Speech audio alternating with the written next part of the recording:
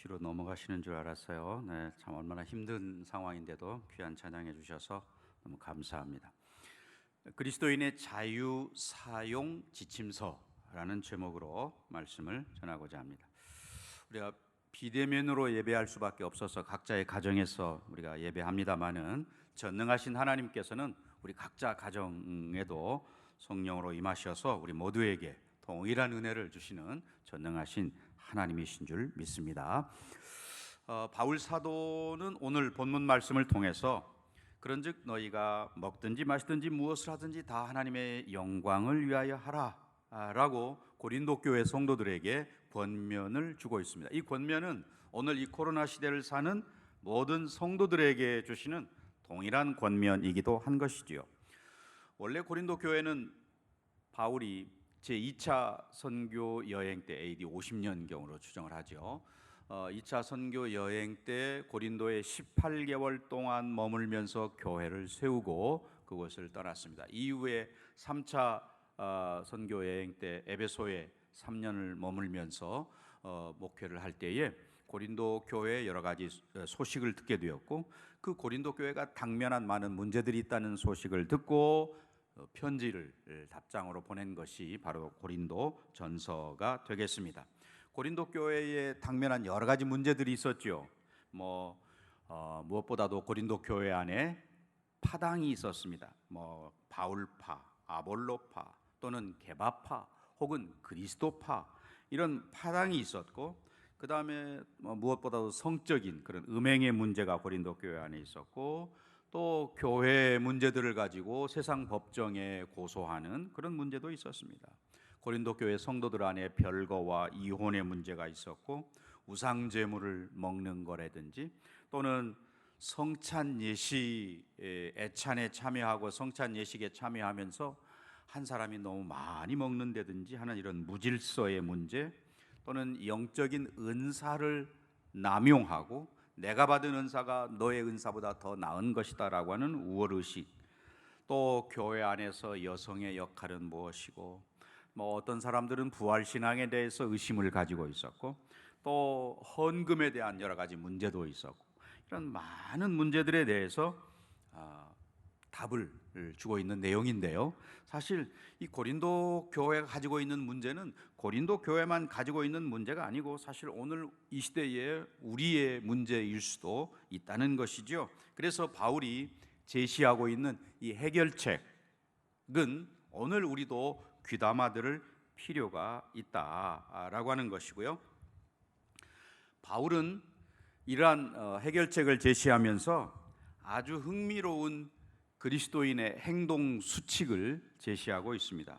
그래서 오늘 제목을 그리스도인들의 자유사용 지침서 이런 제목으로 삼게 되었는데요. 당시에 고린도라는 도시, 항구 도시죠. 우상 숭배가 심했던 그런 도시였습니다. 그래서 대부분 시장에서 파는 모든 고기들은 다 먼저 우상에게 제사를 드리고 난 이후에 시장에 와서 팔리는 그런 문제였습니다. 그러니 시장에서 물건을 사는, 특별히 고기를 살 때 이게 우상 제물에게 바쳐진 거냐 아니냐 이런 것을 묻거나 따질 필요가 없는, 모두가 다 그렇게 드려진 우상 제물로 드려진 그런 것이었던 것이죠. 또 그래서 어떤 불신자가 집에 초대하면 그래서 음식을 대접받을 때 이게 이 음식이 우상 제물에게 바쳐진 것으로 만들어진 것인지 아닌지 묻지 말고 먹으라라는 그런 이야기입니다. 왜냐하면 사실 우상이라는 것은 별게 아니죠. 하나님만이 참신이고 나머지는 별게 아니기 때문에 우상에게 바쳐진 것이라고 해서 그게 못 먹을 바가 없다. 천지 만물을 창조하신 하나님께서 우리에게 음식을 주시는 거지, 우상에게 드려졌느냐 아니냐 이건 크게 문제가 되지 않다. 오히려 하나님께 감사하고 먹으면 된다라고 이야기를 했습니다. 굉장히 당당한 그런 태도를 우리에게 가르쳐 주는 거죠. 자, 어쩌면 이것이 진정한 자유라고 말할 수 있겠습니다. 그런데 바울은 이렇게 설명하는 것으로 그치지 않습니다. 만약에 어떤 사람이 이거 우상 제물에게 바쳐진 음식이야 이렇게 말을 한다면 그 말한 그 사람의 양심을 위해서 그 음식은 먹지 말아야 된다라고 말하고 있는 것입니다. 우리가 먹을 자유도 있지만 때로는 형제 자매의 양심을 위해서 먹지 않을 자유 또는 책임이라고도 표현할 수 있겠죠. 그런 책임도 있다는 것이죠. 이것은 나만을 생각하는 그런 것에서 훨씬 더 나아가는 성숙하고 멋진 그리스도인의 자유라고 말할 수 있겠습니다. 바울은 그래서 이렇게 이야기합니다. 오늘 본문 23절과 24절 말씀인데요, 제가 23절을 읽고 여러분 24절을 읽으시겠습니다. 모든 것이 가하나 모든 것이 유익한 것은 아니요 모든 것이 가하나 모든 것이 덕을 세우는 것은 아니니 누구든지 자기의 유익을 구하지 말고 남의 유익을 구하라. 네, 이 말씀을 현대인의 성경으로 제가 한번 다시 읽어봅니다. 무엇이든지 할 수 있는 자유가 있다고 해서 그것이 다 유익한 것이 아니며 또 그것이 다 덕을 세우는 것도 아닙니다. 누구든지 자기 유익을 생각하지 말고 남의 유익을 생각해야 합니다. 상대방의 유익을 먼저 배려하고 그리고 하나님의 영광을 돌리는 것이 더 중요하다라고 하는 그런 말씀인 것이죠.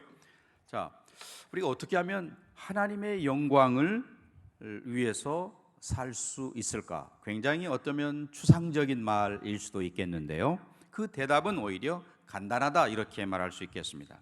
자기 유익을 구하지 아니하고 남의 유익을 구하는 것, 그것이 하나님의 영광을 위하는 것이다. 바울은 본문에서 그렇게 이야기하는 것이죠. 이미 앞에 14절부터 22절까지는 길게 우상 숭배를 하지 말아라 라고 하는 이야기를 앞에서 이미 했습니다. 왜냐하면 하나님께서 가장 가증하게 여기는 것이 우상 숭배이기 때문에, 그런 점에서 우리 그리스도인들은 하나님보다 더 사랑하는 것이 우상이라고 하는 것을 알 때에 그 우상 숭배를 피해야 까닭이 여기에 있는 것이죠. 오직 하나님만 바라고 살아가는 인생이 되는 것. 어쩌면 이 코로나는 우리에게 그런 경고를 주고 있는 것이죠.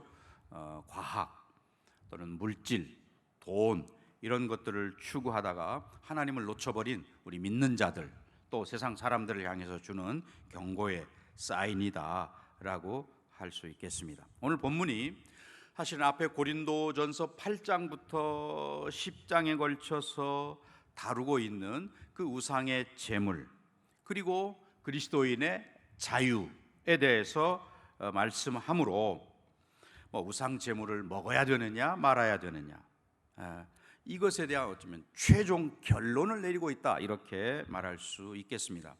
복음이 우리에게 주는 최고의 선물이 있다면 그것은 자유함이죠.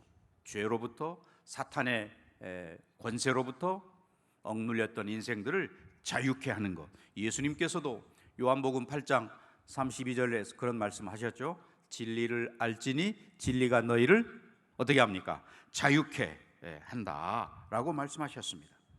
물론 그 자유에는 책임이 따르는 거고 그 자유의 기준도 분명합니다. 복음이 우리에게 가르쳐주는 범위 안에서의 참된 자유인 것이죠. 우리가 예컨대 물고기는 그 물이라고 하는 그 안에서 자유한 거지, 그 물을 벗어나면 물고기가 만약에 육지로 올라와 있다면 그것은 자유가 아닌 것이죠. 거기서는 고통을 당할 수밖에 없을 텐데요. 우상 제물을 먹느냐 먹지 않느냐의 문제가 아니라 모든 일을 하고 모든 행위를 할 때에 해야 할지 하지 말아야 할지 이런 어떤 기준이 있는 게 굉장히 중요하다 하는 것입니다. 그런 점에서 오늘 본문이 그런 기준을 우리에게 제시하고 있는 것이죠. 에덴 동산에서 선악과를 따먹은 인생들은 육신이 되었다. 성경은 그렇게 이야기하죠. 그 육신이 된 인생들은 사실은 이제 법을 만들어 놓고 그 법을 좋아하는 그런 모습을 갖게 되었습니다. 뭐 그런 육신이 된 인생들이 사실은 법을 아무리 잘 지킨다 할지라도 그 자체는 법을 지키는 것에서는 사랑이 우러나오지 않는 거죠. 법을 잘 지키면 지킬수록 어떻게 됩니까? 자기 의가 쌓이게 되는 거죠. 나는 법을 잘 지켰어. 나는 법을 잘 지키는 사람이야. 네. 그리고 법을 지키지 못하는 사람들을 보면서 우리는 정죄하고 판단하게 되는 거지요. 네. 그러니까 그 법이라는 것 자체에서 사랑이 흘러나오지는 않는다 하는 것입니다. 로마서 8장 7절부터 9절까지의 말씀을 보겠습니다. 육신의 생각은 하나님과 원수가 되나니 이는 하나님의 법에 굴복치 아니할 뿐 아니라 할 수도 없습니다. 육신에 있는 자들은 하나님을 기쁘시게 할 수 없느니라. 만일 너희 속에 하나님의 영이 거하시면 너희가 육신에 있지 아니하고 영에 있나니 누구든지 그리스도의 영이 없으면 그리스도의 사람이 아니라. 네, 육신의 생각은 오늘 성경에 보니까 하나님과 원수가 된다라고까지 표현하고 있습니다. 하나님의 법에 굴복하지도 않고 굴복할 수도 없다고 표현하죠. 그러니 육신에 있는 우리 인생들 그 자체로는 하나님을 기쁘시게 할 수 없다. 우리가 하나님을 기쁘시게 하고자 한다면 육신에 있지 아니하고 영에 있어야 한다. 다른 말로 하면 우리 안에 하나님의 영이 거하셔야 합니다. 하나님의 영 또는 그리스도의 영 이렇게 표현되죠. 성령님을 일컫는 것입니다. 우리가 하나님을 기쁘시게 하고자 한다면 성령께서 내 안에 거하셔야 합니다. 그럴 때 우리는 하나님을 기쁘시게 할 수 있다는 것인데요. 자, 유대인들이 얼마나 법을 잘 지키는 사람들이었습니까? 모세의 율법에 뭐라고 했느냐? 이 토라, 모세 오경에 뭐라고 했느냐라고 하는 것을 따져서 거기서 613가지 조항을 찾아서 해라 248가지, 하지 말아라 라고 하는 거 365가지. 예를 들어서 뭐 창세기에서 1, 2, 3 세 가지를 찾았습니다. 생육하고 번성해라, 이게 제1번이고 613가지 중에 제1번이거든요. 창세기에 나오는. 또 뭐 여러 가지, 모든 남자들은 뭐 할례를 받아라, 두 번째. 이런 것들, 또는 환도뼈에 있는 힘줄, 그것은 먹어서는 안 된다, 이런 것들을 창세기에서 찾았습니다. 이 세 가지를. 그 다음에 뭐 출애굽기에서는 네 번째부터 114번째까지, 또는 뭐 레위기에서는 361까지, 또 민수기에서는 413까지, 그 다음에 신명기에서 나머지, 뭐 이렇게 모세 오경에서 하라 하지 말라라고 하는 것을 찾아서 613가지를 그들이 추려내서 그것을 해야 할 것과 하지 말아야 할 것과 이런 것들을 찾아낸 거죠. 예를 들어서 뭐 안식일을 거룩하게 지킨다. 그러면 어떻게 지키는 게 안식일을 거룩하게 지키는 거냐? 안식일에 뭐 불을 집안에서 불을 피워야 할 거냐 말아야 할 거냐? 또 안식일에 과연 몇 킬로를 걸어가는 것이 적당한 거리고 그 너머는 노동이 되는 거냐? 뭐 그래서 2km, 성전을 중심으로 2km 반경, 또는 구덩이에 빠져 있는 저 짐승을 살려낼 거야 말 거야. 또 몸에서 피가 나는데 이거 지혈을 하는 것은 괜찮지만 약을 바르는 것은 안식일을 범하는 거다. 이런 것들도 찾아냈습니다. 네, 이런 구체적인 행동 또는 엘리베이터의 버튼을 누리는 것은 이거는 일이다라고 하는 이런 것들, 네, 이런 구체적인 행동 지침을 찾아내서 제시하고 있는데 사실 우리가 이런 것들을 다 지킬 수 없지요. 네. 결국 무슨 말입니까? 우리 안에 어떤 그런 법을 613가지라는 많은 것들을 다 지켰다 할지라도 그리스도의 영이 없으면 그리스도의 사람이 아닌 것이다. 로마서 8장 9절 말씀에 만일 너희 속에 하나님의 영이 거하시면 너희가 육신에 있지 아니하고 영에 있나니 누구든지 그리스도의 영이 없으면 그리스도의 사람이 아니다 라고 말합니다. 그리스도의 영이 내 속에 없으면 그리스도의 사람이 아니라 라고 말합니다.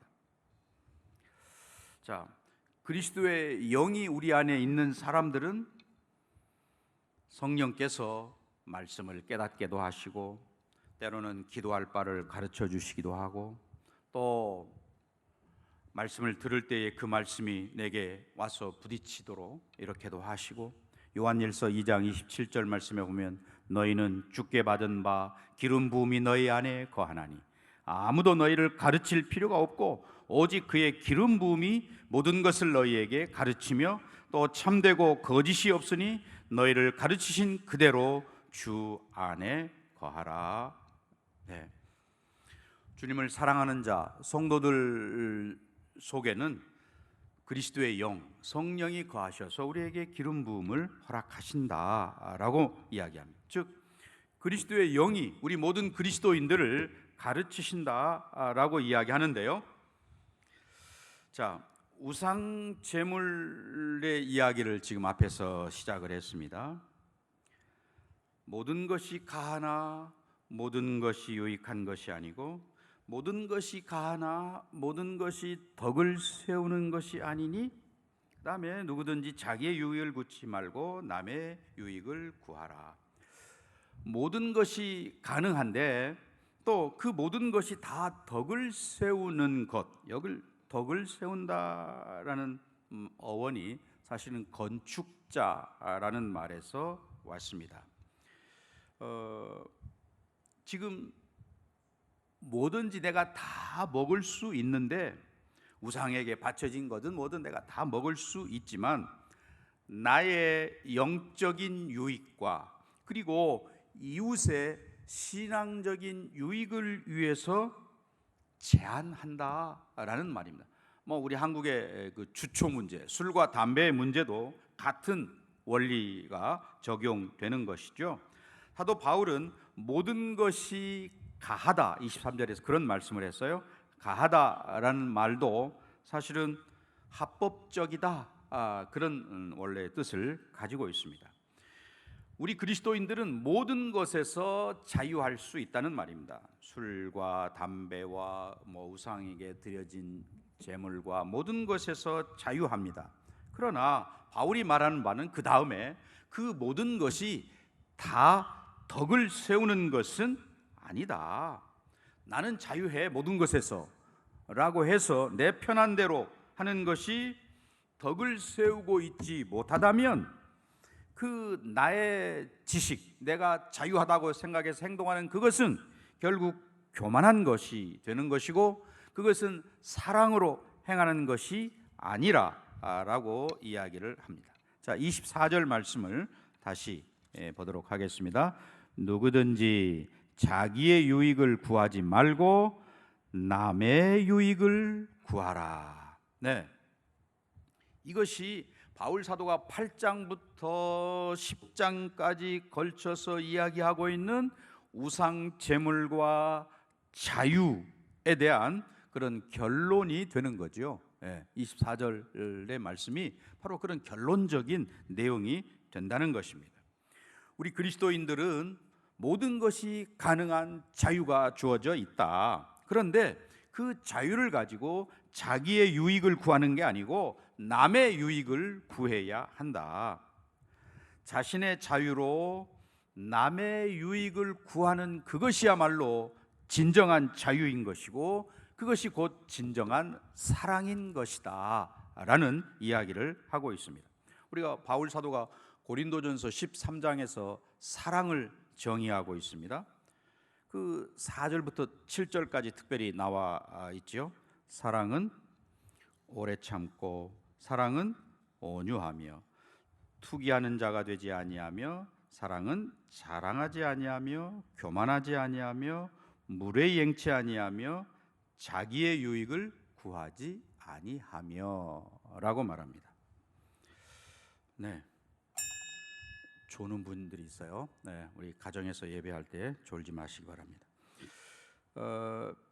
사랑의 여러 가지 특징 중에 하나가 바로 자기의 유익을 구하지 않는다라고 하는 것입니다. 네, 이것이 그리스도인의 삶의 원칙이라는 것이죠. 자기의 유익을 구하지 않는다는 그것은 적극적으로 남의 유익을 구해야 한다라는 말입니다. 결국 나 중심에서 상대방의 필요를 바라보는 눈으로 바뀌어져야 합니다. 마치 누가복음에 나오는 선한 사마리아인의 비유, 예수님께서 비유하셨던 그 선한 사마리아인의 비유를 우리가 들 수 있겠습니다. 자기가 가지고 있는 자유로 형제에게 덕을 세우는, 덕을 끼치는 그러한 것이야말로 진정한 자유라는 것이죠. 성령 하나님께서 우리 모두에게 은혜를 주셔서 우리도 그리스도 안에서 참 자유한 그런 삶의 원칙을 가지고 살아가는 저와 여러분이 되어야 하겠습니다. 하나님께서 우리에게 주신 그 자유를 가지고 남의 유익을 구하여서 덕을 세우는 지금 이 시대의 말로 이 시대의 성도들이야말로 가장 필요한 것이 내 주장과 내 견해를 물론 그것이 있어야 되겠지만 그것을 너무 주장해서 다른 사람들에게 피해를 주거나 다른 사람의 견해를 무시하거나 이렇게 해서는 안 되는 거죠. 교회가 서로의 덕을 세우고 주님의 몸된 교회를 세우는 데 있어서 이 원리가 작동되어야 한다라는 것입니다. 25절부터 30절까지 말씀은 결국 시장에 파는 그리고 거기서 사다가 먹는 음식은 양심을 위해서 묻지 말고 먹으라. 왜냐하면 땅과 거기 충만한 것이 다 주님의 것이기 때문에 그러하다. 바울은 비록 우상에게 드려진 제물이라 해도 그것은 사실 아무것도 아니다라는 것입니다. 그런데 어떤 사람이 식사 자리를 마련해 놓고 초대를 해서 음식을 제공하면 그것은 따지지도 말고 묻지도 말고 먹어야 된다. 왜냐하면 아까도 말씀드렸습니다만 시장에 파는 모든 고기들이 다 이미 한번 우상 제물에게 드려진 바쳐진 것이기 때문에 그렇습니다. 그래서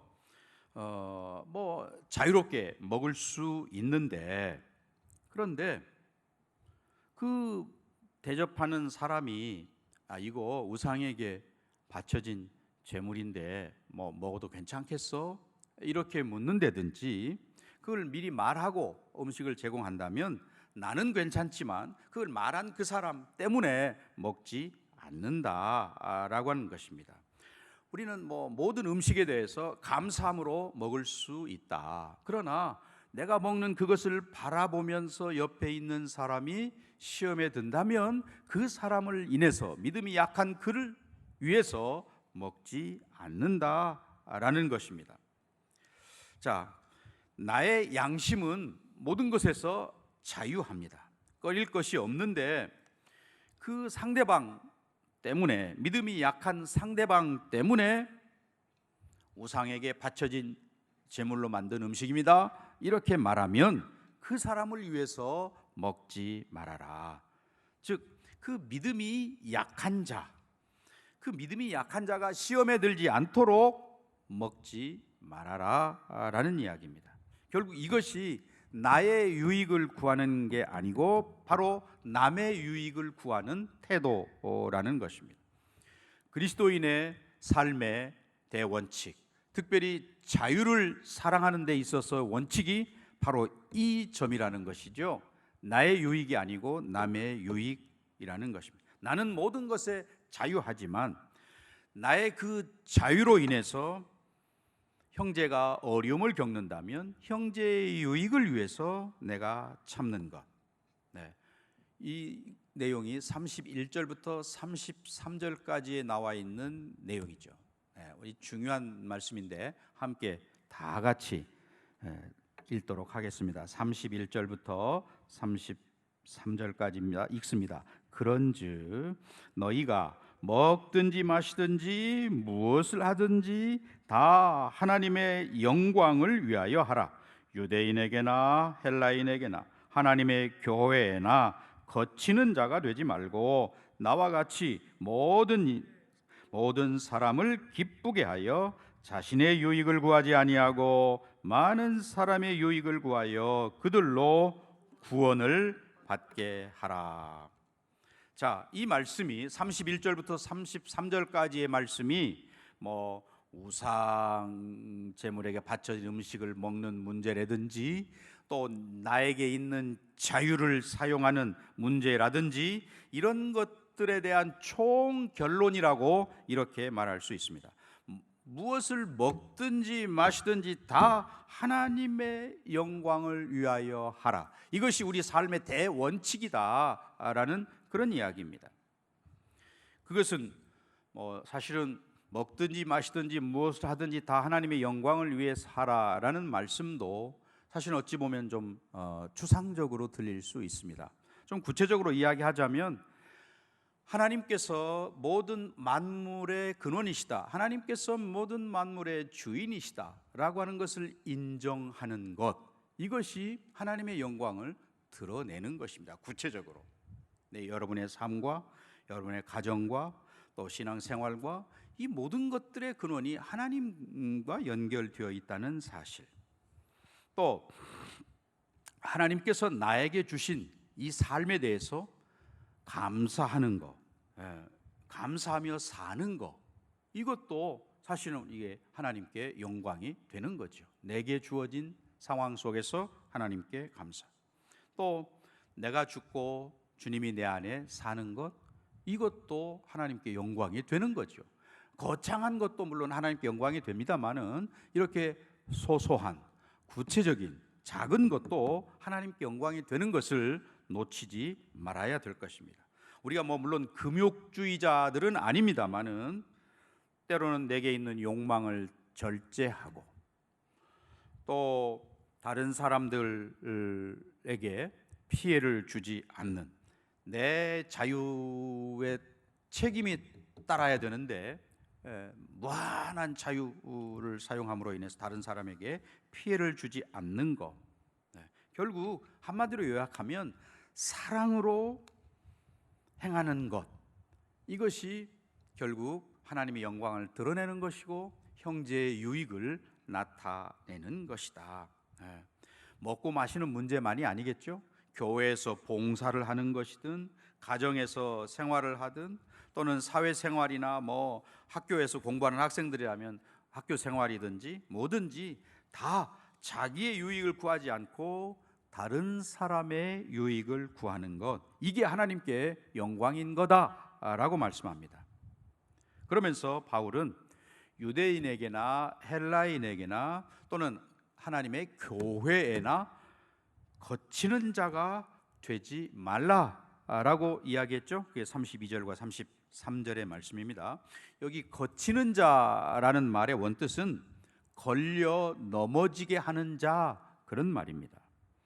형제에게 유익을 줘야 되는데 유익을 주기보다 걸려 넘어지게 한다. 그것은 왜 그렇습니까? 자기의 유익을 구하기 때문에 형제로 하여금 걸려 넘어지게 만든다는 거지요. 그래서 바울은 자기 자신을 예로 들어서 내가 그리스도를 본받는 자가 된 것 같이 너희는 나를 본받는 자가 되라. 11장 1절에서 그렇게 이야기하잖아요. 네. 바울의 이 말은 나는 그리스도를 본받아서 나를 위해 살지 아니하고 남을 위해서 산다, 그런 이야기입니다. 그러니 고린도 교회 성도들도 그렇게 사세요 라는 그런 이야기거든요. 자, 이제 결론의 말씀을 맺고자 합니다. 책임이 없는 자유는 이거 방임이구나 라고 하는 것을 우리는 깨닫게 됩니다. 우상이라는 게 이거 신이 아니다. 그래서 뭐 마음대로 먹을 수 있는데, 그 마음대로 먹을 수 있다는 것만으로는 끝나지 않는다는 거죠. 오히려 다른 사람의 유익을 배려하는 자세. 내게 무한한 자유가 있다고 해서 그것을 다 사용하다가 다른 사람에게 해를 넘어지게 하는 일이 될 수 있다는 것입니다. 또 사랑이 없는 자유는 이게 방종이구나 라고 하는 것도 깨닫게 되었습니다. 사랑은 물론 거창한 거라고도 할 수 있지만 또 아주 소소한 거라고도 말씀을 드렸어요. 나보다 남을 먼저 생각하는 것, 나의 유익보다 남의 유익을 먼저 생각하는 것. 결국 바울은 나의 자유보다 사랑이 앞서야 된다라고 하는 것을 강조하고 있는 겁니다. 무언가를 내가 할 수 있다면, 그리고 해야 한다면, 그것은 그 이유를 나의 자유에서 찾기보다 사랑에서 찾아야 할 것을 이야기하는 것이죠. 오늘날 많은 그리스도인들이 교회 안에 문제가 되는 것은 나의 자유, 무한한 나의 자유를 주장하다가 문제가 되는 것이죠. 사랑이 없는 자유는 방종이라는 것을 명심해야 되겠습니다. 또 예수님이 사실은 이 자유를 어떻게 행사하는지에 대한 진정한 본이 되시는 거죠. 하나님의 영광을 위해서 이 땅에 오셔서 낮아지셔서 십자가 지시고 자신의 생명까지 기꺼이 내어주시는 진짜 자유보다 사랑을 앞세우셨던 주님, 또 그 진리를 알지니 진리가 너희를 참으로 자유케 하리라고 말씀해 주셔서 종이 된 자유인, 마치 귀를 뚫은 노비처럼, 자원에서 귀를 뚫은 노비처럼 정말 주님은 자유인이시지만 기꺼이 낮아져 종이 되신 그런 모습을 우리에게 보여주셨습니다. 이것은 오늘 우리가 본받아야 할 모습인 것이죠. 그리스도인의 자유 사용 지침서, 핵심은 결국 예수님을 따라가는 것이어야 할 것을 바울도 이야기하고 있습니다. 우리 모든 성도들이 참으로 자유가 모두에게 있지만 또 사랑으로 덕을 세우기 위해서, 또 다른 사람을 배려하는 사랑을 앞세우는 자유가 있는 그런 귀한 성도들 다 되실 수 있기를 주의 이름으로 간절히 축원합니다.